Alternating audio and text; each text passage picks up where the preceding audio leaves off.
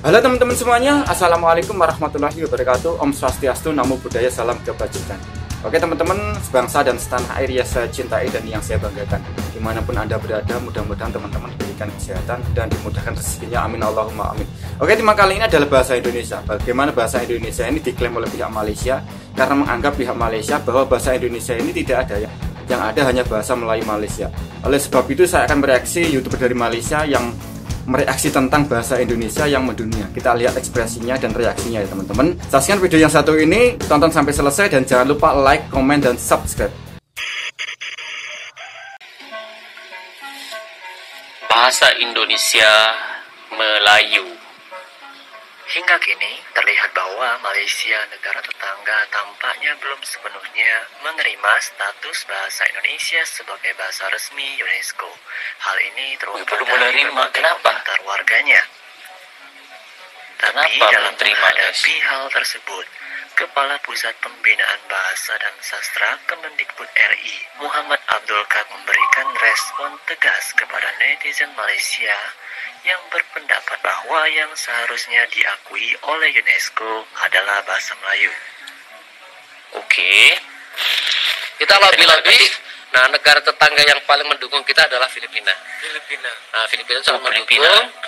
Kemudian di tanggal 7 sampai 23 November kan ada sidang umum UNESCO. Nah, disitulah kesempatan kepala badan kami diundang untuk menjelaskan di tanggal 8 dan 9 begitu. Akhirnya dijelaskan mengapa bahasa Indonesia layak jadi bahasa sidang umum UNESCO. Ya, pertimbangannya karena penuturnya banyak, ya besar tadi ya. Kemudian itu ya Pak. Betul.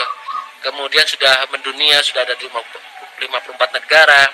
Saat ini juga sedang berkembang berbagai perangkat tentang bahasa ya. Tadi saya sebut misalnya ejaannya, tata bahasanya, alat ujinya semua sudah lengkap seperti itu.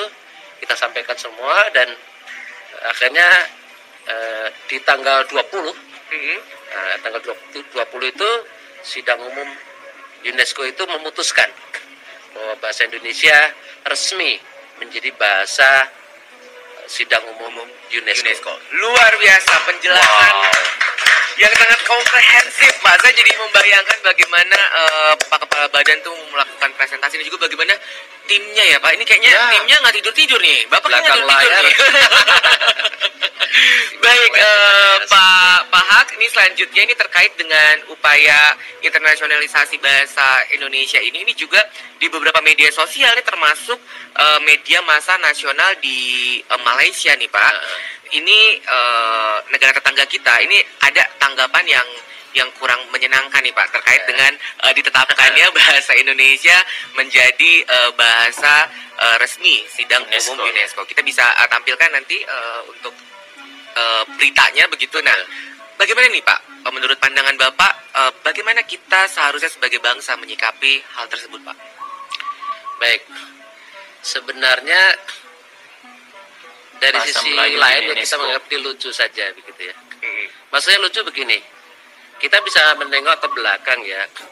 Salah satu Perdana Menteri Malaysia sebelum ini itu kan mengklaim ya bahwa Pak Jokowi itu setuju bahasa Melayu menjadi bahasa ASEAN. Padahal ternyata Pak Jokowi tidak mengatakan itu begitu. Lalu oleh pemerintah Indonesia melalui Menteri Pendidikan dibantahlah itu bahwa Indonesia tidak setuju bahasa Melayu menjadi bahasa resmi ASEAN. Ya, Indonesia tetap mengajukan bahasa Indonesia begitu. Nah, jadi antara Indonesia dan Malaysia dalam konteks bahasa Melayu dan bahasa Indonesia ini memang punya sejarah panjang yang seperti tarik ulur begitu ya. Karena Malaysia ingin memaksakan, bahkan Perdana Menteri yang saya sebut tadi mengklaim penutur bahasa Melayu itu 300 juta. Tentu kita bertanya-tanya itu bahasa Melayu yang di mana gitu loh. Itu artinya akan menghitung juga bahasa Indonesia kan gitu loh. Padahal kita tahu bahwa Indonesia ya mengakui bahasa Indonesia sebagai bahasa nasional dan bahasa negara. Bagi kita orang Indonesia, bahasa Melayu adalah bahasa daerah yang ada di hampir seluruh Indonesia memang ada ya.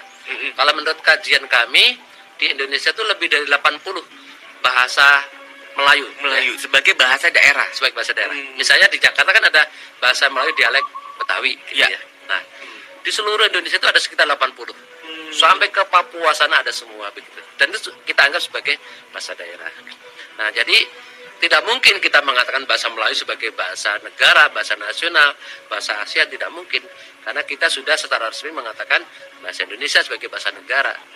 Nah, jadi klaim tadi kalau kita dudukkan dengan benar, ya menurut saya tidak pas. Saya jadi fokus. Malaysia sendiri dalam upaya mengangkat bahasa Indonesia menjadi bahasa UNESCO tadi sama sekali tidak terlibat. Dahulu hubungan. Nah, itu penjelasannya guys. Jadi kepada teman-teman saya yang ada di Malaysia yang menonton di sini, kita boleh lihat ya, kalau di Indonesia itu bahasa Indonesia sebagai bahasa pemersatu banyak suku yang ada di Indonesia. Sedangkan bahasa Melayu itu cuma bahasa daerah yang ada di Indonesia. Berbeda dengan di Malaysia, bahasa Melayu itu adalah bahasa kebangsaan sebagai bahasa Malaysia. Dan itulah sebenarnya konflik yang berlaku, karena mungkin perkataan Melayu itu, karena di Malaysia ini kan bukan hanya orang Melayu, ada Chinese, ada India begitu. Jadi mungkin itu yang membuatkan kenapa bahasa Melayu itu tidak begitu diterima dengan baik di Malaysia, sehingga kan mereka tuh lebih memilih untuk menggunakan bahasa Inggris dan juga bahasa Mandarin guys. Jadi saya juga masih confused ya. Saya juga masih tanya teman-teman yang lain, daripada 10 orang, 5 orang daripada mereka juga akan katakan, saya juga bingung Rusdi, sama ada di Malaysia ini bahasa Malaysia ataupun bahasa Melayu guys. Jadi agak masih belum cukup kuat pengukuhannya di situ guys. Jadi semoga kita boleh belajar daripada bagaimana Indonesia itu mengangkat bahasanya itu sendiri, sehingga kan suku-suku yang ada di Indonesia itu bahasa Indonesianya itu Indonesia banget guys, sehingga kan mereka itu hampir lupa bahasa daerah mereka, bahasa ibunda mereka itu sendiri, karena mereka itu mengagungkan, membanggakan bahasa Indonesia, karena bahasa Indonesia itu adalah nilainya sangat luar biasa sebagai rakyat Indonesia. Jadi mungkin itu yang harus dibelajar di Malaysia. Semoga bahasa Melayu juga boleh diterima dengan baik di Malaysia itu sendiri, warganya itu sendiri, sebelum dia bersebar ke negara-negara yang lain guys. Oke teman-teman semuanya, sudah kita saksikan bersama-sama bagaimana orang Malaysia atau netizen Malaysia tidak terima ketika bahasa Indonesia ditetapkan oleh UNESCO. Mereka menginginkan bahwa bahasa Melayu Malaysia lah yang harusnya diakui oleh UNESCO. Dan ini menyindir mantan Perdana Menteri Sabri Yaakob yang waktu lawatan ke Istana Negara ke Presiden Republik Indonesia Bapak Joko Widodo mengatakan bahwa bahasa Melayu Malaysia ini akan diusulkan oleh Malaysia menjadi bahasa resmi ASEAN. Dan Malaysia meminta persetujuan Indonesia untuk mendukung bahasa Melayu Malaysia ini bisa menjadi bahasa resmi ASEAN. Dan tentunya menurut mereka Presiden Indonesia setuju, namun itu hanya bohong ya. Presiden atau pihak negara Indonesia tidak menyetujui usulan tersebut, dan Indonesia mengusulkan bahasa Indonesia, bukan bahasa Melayu Malaysia. Dan ini merontokkan klaim mereka seolah-olah Indonesia setuju dengan usulan mantan Perdana Menteri Sabri Yaakob tersebut.